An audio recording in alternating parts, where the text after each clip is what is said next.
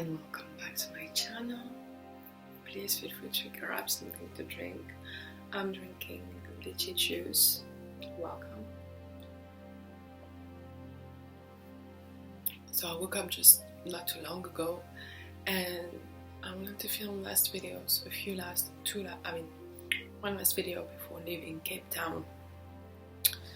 I'm leaving, my flight is early this afternoon, and I've tried, I tried literally twice yesterday to film this video, but for some reason it got deleted, so I didn't want to wait until I'm back to Tanzania to film this, so here I am. So, yesterday was an amazing day. So I woke up early and I went for a hike. So I didn't know which one I wanted to do, but I chose the middle one, so not too hard and not too easy, which is the Lion's Head hike. It was amazing. So bear in mind that if you're in Cape Town and you want to do this hike, you have to climb ladders, you have to climb rocks and stuff. So it's not just you walking on a road. It was really, really great. My body, my muscles are aching now. It feels so good. The view was amazing. Like on top of the mountain, you could see the sea. You could see the mountains. You could see tiny houses and stuff. It was amazing. Plus, I went in the morning, so not so many people. I've been told this hike took like between 3 and 4 hours. But I'd say if you work out a little bit, or you dance, or you do, whatever you do to move your body, if you do this on a regular basis, I'd say it's going to take you less than 3 to 4 hours. I did the entire hike in 2 hours. I set a timer because I wanted to know how long it was going to be. And I wasn't pushing myself, so I wasn't being slow either, but just bear in mind, yeah, 2 hours, I'd say 2 hours and a half if you're used to working out and stuff. So, last week I needed to take an Uber to go for lunch, so I did. And this guy was like, hey, where are you from? Cape Town? Where are you from? Blah blah blah. Where are your parents from and stuff? So I told him that I'm French, and he asked me, so are both your parents French? And I told him no, my mom is French and my dad is from Algeria. And then he went like, oh, but it means he's a Muslim. There are non-Muslim people in Algeria, but whatever. I told him yes, he is, and he told me, so you know Quran and stuff, so you're into Islam as well? And I told him no, I'm not. And I guess in his mind it wasn't making sense that my father was a Muslim and I was not.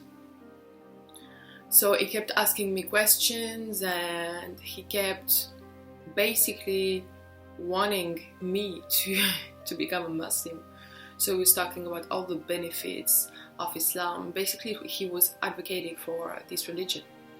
And at some point I got pissed off, because you don't know other people's lives. You don't know what they've been through. You don't know what their relationship with religion, for example, is.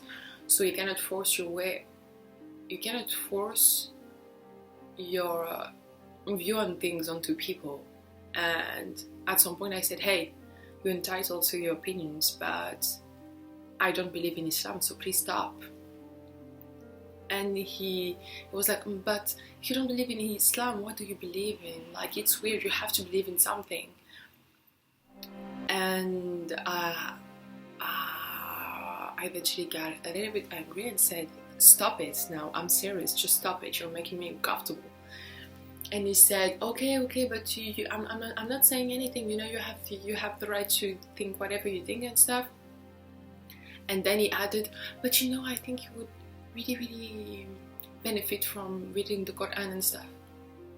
this pissed me off, because we have to stop making connections between things that don't have any connection. For example, I'm not my father, I'm not my mother, I'm me. I have the right to make my own decisions, to have my own opinions on stuff. And it's not because you have a Muslim name that you're Muslim. It's not because you have a Christian name that you're a Christian. It's not because your parents are and this and that you have to be this and that. And it took me so long to try to break out of this mold and find my own voice and stuff, that things like that piss me off so much. Plus, why can't you just have your faith and practice your religion away from me? Like, you can practice your religion, you can believe in whatever you want, but why do you have to pressure me into believing in it too? Like, you believe in it, it should be enough, right? So yeah, whatever you're going through, and people, I mean, you don't fit into their idea of whatever, keep speaking up, keep speaking your voice, and you're not a weirdo. And it's not your fault if people don't understand you. They want to label everything, they want to put label on stuff, on people, because when you don't fit their criteria, you're weird to them. Because their whole lives, they've been labeling people, they've been put in boxes. So whenever you don't fit in a box, you're different, therefore you're scary.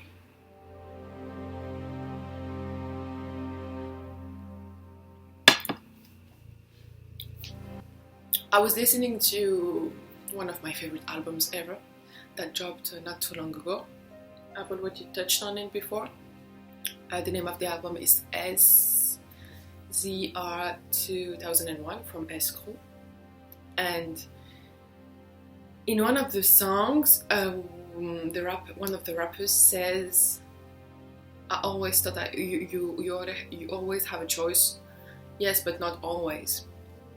So I think he was talking about the fact that before he used to think that everyone had the choice, but now, I mean, since he grew up and stuff, he realized that not everyone has a choice. And it's funny because it was kind of my motto. I would always say, if you want it, you got it, you can do whatever you want, you just have to believe it, everyone has a choice, you always have a choice and stuff. But the more I travel, the more I grow up, the more I navigate through life, the less I'm sure of it. I mean, I'm pretty much not sure of it anymore. And why is that? It's because you don't take into account everyone when you say that. For example, I was born in France, and I didn't know how lucky I was until, like, I don't know, maybe a year ago, when people started to say, oh my god, you're so lucky, you have a French passport, you can go wherever you want, you don't need a visa for most of the countries and stuff. And I've always been French and had a French passport, so it's not that big of a deal for me. And I realized that for Tanzanian citizens, for example, they have to get a visa pretty much anywhere they want to go.